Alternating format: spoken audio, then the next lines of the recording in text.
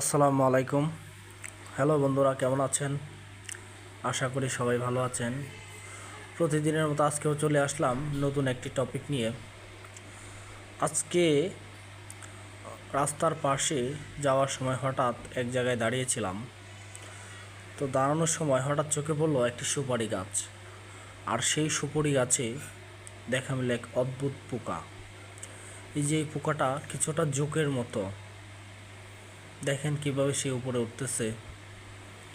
প্রথমে খালি চোখে আমার পড়েই নাই যে এটি একটি পোকা, কিন্তু কিছুক্ষণ দেখার পরে বুঝলাম যে না, আসলেই তার ভিতরে প্রাণ আছে। সে উপরে উঠতেছে, নাড়াচাড়া করতেছে। তো আল্লাহ তাআলার কি অপরূপ সৃষ্টি যে এখানে সে এই অবস্থায় আছে।